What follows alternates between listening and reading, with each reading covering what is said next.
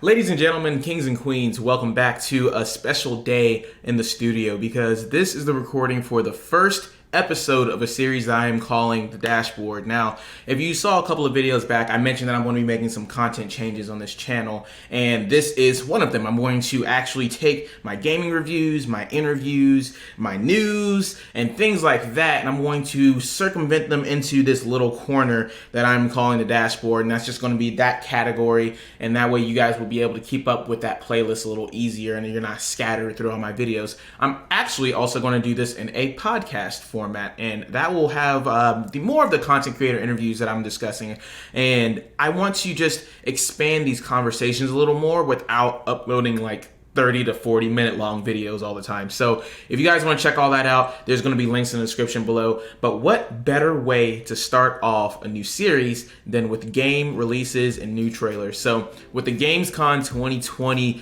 conference that happened last night, we're going to take my 5 takeaways of my most anticipated games that are coming either this holiday season or within the next year. So without further ado, let's go ahead and get started with this video.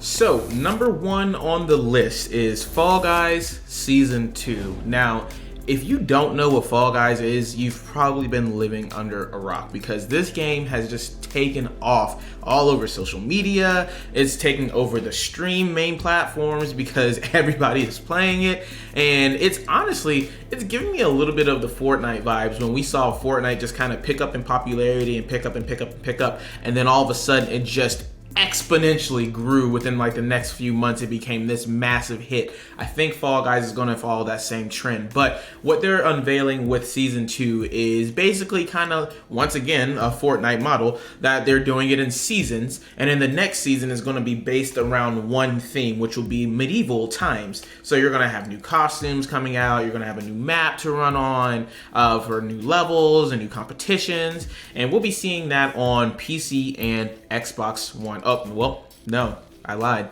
We'll be seeing that on PC and PlayStation 4 because they hate Xbox and they don't want us to play it like Fall Guys.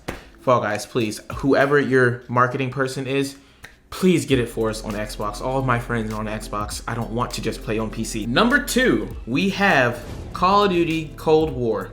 Now, this is the next installment in the Black Ops series for Call of Duty, and listen, I've never been one for Call of Duty, like multiplayer games, but I always loved their campaigns, and this campaign looks really, really good. Now, this trailer didn't really show any gameplay. It really just showed us a cutscene, which is for what I'm assuming is the beginning of the campaign. Now, the main premise of this game is that you are basically the super secret undercover service that are running these high stakes missions, super illegal, international fair type deal, and you are going against your main enemy who goes by the name of Perseus. And this is once again in the Cold War, so you're looking at the 1960s, 1970s era. You're gonna see a lot of boots to the ground gameplay here. You're not really gonna see any of that weird super soldier crap, at least hopefully not. Basically, we didn't have any gameplay in this trailer. We just had the opening cutscene, and just to build up that hype. You're gonna see this game November 13th, so very soon, and that's gonna be on PlayStation and Xbox, and you will have an early release open beta for PlayStation, which they will be announcing soon, so keep your eyes out for that. So now to change our direction here a little bit, we're going to look at one of the newer IPs coming to us early 2021, and this game is called Lemnis Gate, and it's very interesting the way the premise of the gameplay is set up to be. It's a turn-based shooter, and the whole idea is that you're fighting through time loops, and you're going back in time, you're reading your opponent's movements, and you're acting on that, changing that timeline so that you're taking them out. And it's very hard to wrap my head around, especially with the limited amount of gameplay that we saw there. But this sounds like a really, really cool idea, especially since right now I'm in the middle of finishing the Sword Art Online Alicization arc, and you have your one character named Bercoli who uses a sword that slashes through time, and one of the boss fights that you see is he fights the Emperor Vecta, and he actually slices his body I believe, like 2 minutes in the past in order to change the future. And I'm assuming this is the same idea. So, and I literally just watched that episode yesterday. So this is really weird how this is kind of happening all at once in 24 hours. It's just blowing my mind a little bit. So that's going to be coming out early 2020. It's going to be on Steam, PlayStation 4, and Xbox One. So look forward to it. I'm definitely going to keep my eyes on this game because it looks really cool. Now, for some of us who really just like to have a good time and just destroy stuff and wreck vehicles and just go wild, we have Dirt 5, which is going to be basically a demolition derby slash just car exposition type game.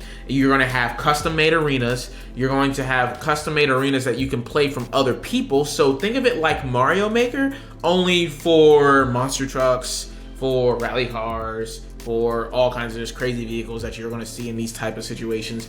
And you're going to be able to play other people's tracks and make your own. I don't know if it was going to have any type of couch co-op involved, but this would be one of those games that would be really good to have a couch co-op for, especially if you're just making a track and then you just have you and your buddies start playing on those tracks and just, you know, doing all kinds of flips and tricks. And it really just reminds me of the days when I was younger and I used to play ATV versus MX, or MX versus ATV is what it is.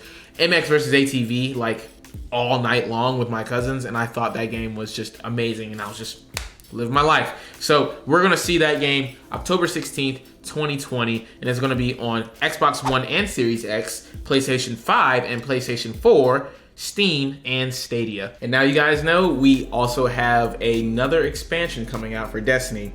And you already know I'm going to be very biased towards this opinion because Destiny is one of my favorite games. I have played nothing but Destiny for probably the last 6 years, which, oh boy, that's a lot of years. That's a lot of years to play one game.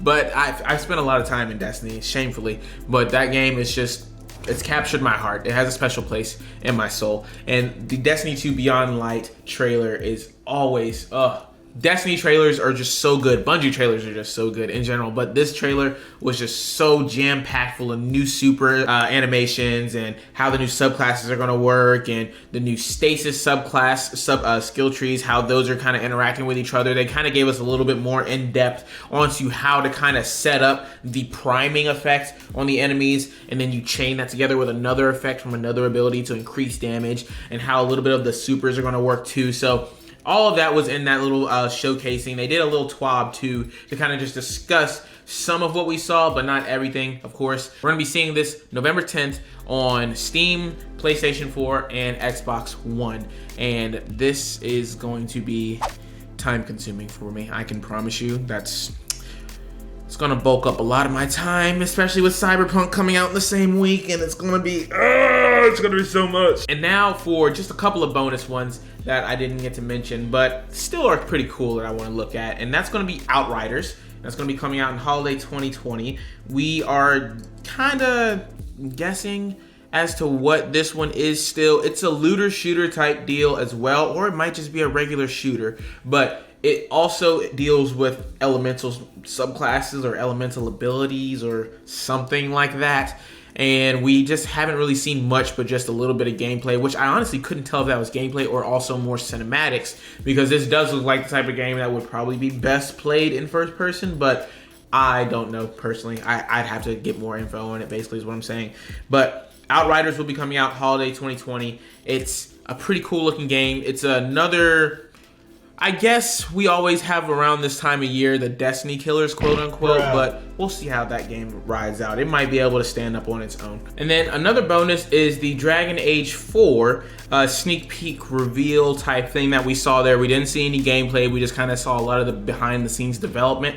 But I always love seeing developers talk about their games and showing the passion that they put into them, because that's basically what this trailer was, is that they were showing us the ideas that they were going into when making Dragon Age 4, how they wanted the player to interact with the economy around them, with the environment around them, seeing that you know, you're not the most powerful thing out here, or what are you going to do whenever you have to save all these people but they're not taking it as their priority, and you know, things that really make you think about your actions. And that's just going to be a really, really cool idea. I just can't wait to see how they develop this and flesh it out a little further, because Dragon Age games are always pretty involved, so that's just one I would keep my eye on if I were you. We don't have any release dates on it just yet. It's still in development, so we're just gonna have to see what they come up with. And now for my last honorable mention, we have Surgeon Simulator 2, and that is going to be a PC game that's only available on the Epic Store. But this game pretty much explains itself. If you guys have played Surgeon Simulator 1, it's more of that, but Surgeon Simulator 2 with more complex procedures that you're doing, if you can call them procedures. And as a medical professional myself, this is just a game that I'm always keeping my eye on, because it's just so funny to watch people do these things, and it's a good co-op game, and it's just always a good time. And it's if you guys ever played, what's that game called where you had to take the little prongs out and you had to take the bones out, and if you hit the edges, the dude's nose would light up red. And basically what I'm trying to say, it's that, and it brings me memories of that game, but a lot more grotesque and probably just a lot more absurd. Ladies and gentlemen, that brings us to the end of today's video. Now, let me know what you guys think these games are going to do over the next few months as we enter the holiday season and into early 2021. Do you think that any of these games are going to become the next big thing? What are you looking forward to add to your library? And most importantly, do you think that Fall Guys has some sort of hidden agenda that will make us all into Fall Guys and they'll make us run those tracks in real life? Let me know down in the comments below. But the next time you guys want an update on anything that I have going on with the channel, your best bet is to follow me on Twitter at King Cryptic. That's where I announce all of my streams, my videos, and now my podcast releases. And if you guys also want to just hit me up over there and just have some conversations, we can do that too. The next time you are looking for your gaming news, remember to check your dashboard first. And I will catch you guys in the next one. Peace.